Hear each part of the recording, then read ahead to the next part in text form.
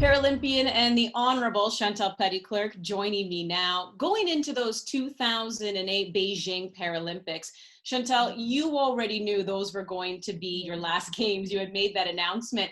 A lot of athletes don't like to do that. They don't want to go public just in case they change their mind or there's that added pressure knowing it's their final games. What made you decide to go public with that information? And did it change the way you prepared or felt about those Beijing games at all?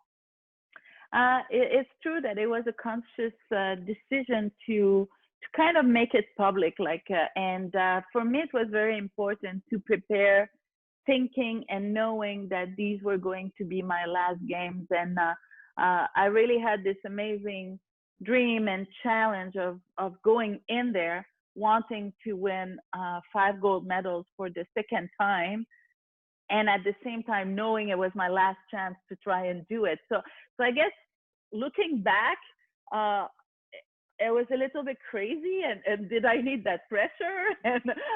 But I think it's fair to say that high performance really fuels me, I guess, and I enjoyed that feeling of knowing that this was the one chance and the one time, and the adrenaline that came with it.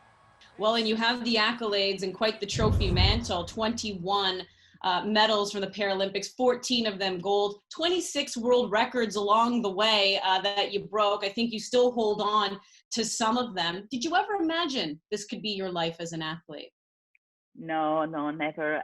I mean, when I look back, and I come from a very small town, a very modest family, I had this accident. I was 13-year-old, and although clearly I was made to be a high performance athlete, I had the body and the training capacity to do it, but I didn't know that because I was just, a kid playing in the backyard and that kind of thing. I was not involved in any specific sports. So it was not something that I had envisioned, but I have to say that as soon as I started it, and this was 88, 87, 88, and so those were the big years for André Vigier here in Montreal, Rick Hansen, and it was like the explosion of the Paralympic movement, and so it was very inspiring to say, okay, these athletes are traveling the world, they're winning medals, they're getting recognition,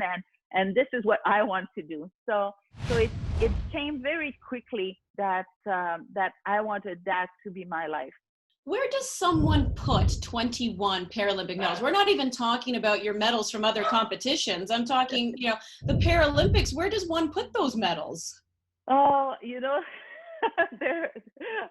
want to know. They're everywhere. There's a couple of them, I think, 5 or 6 of them in my office in Ottawa in the Senate, and some of them in my room here, in my office here. One of them, I think, in the drawer somewhere in a little pouch, because when I go to a school, I just grab it and I show it to the students. So there. But it really shows that, yeah, of course they are super important, but it's not like I need to see them on the wall everywhere. I think the experience that I went through and the moments are more important than the medals, that's for sure. Chantal, what would you say as a competitor and as a mentor to some of the Paralympians who are still trying to wrap their head around the fact that the Paralympics have been postponed? I mean, this is something we haven't seen because of what's going on in the world. And while I think a lot of people know it's for the right reason, it doesn't mean personally that it's not still very difficult to digest. What would be your message to them? I think, everybody is going through some having to give up on something this year.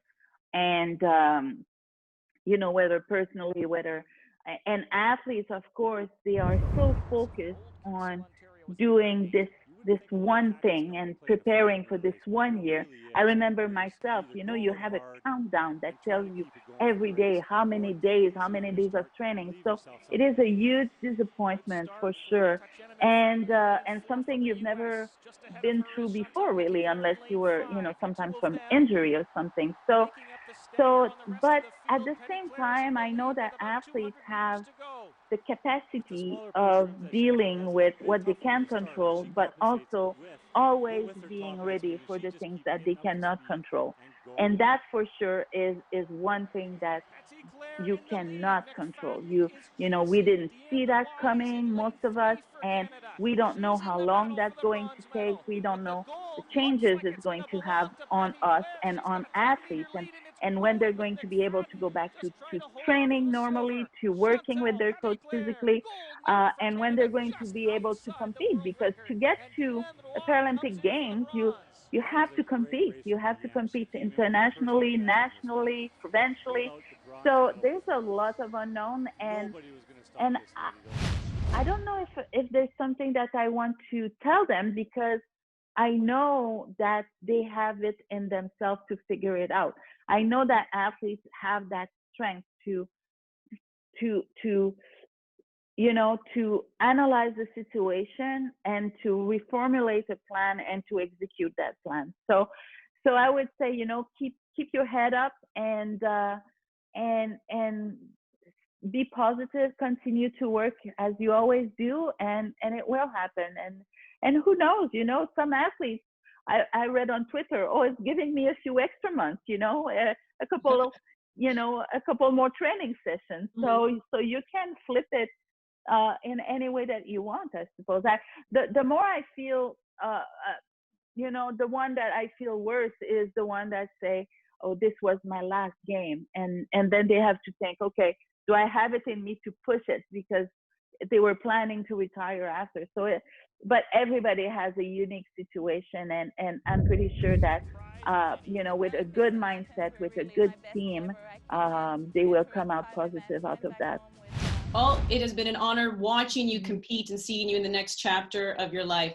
5-time Paralympian, 14-time gold medalist, now Senator, the Honorable Chantal Petitclerc. Thank you.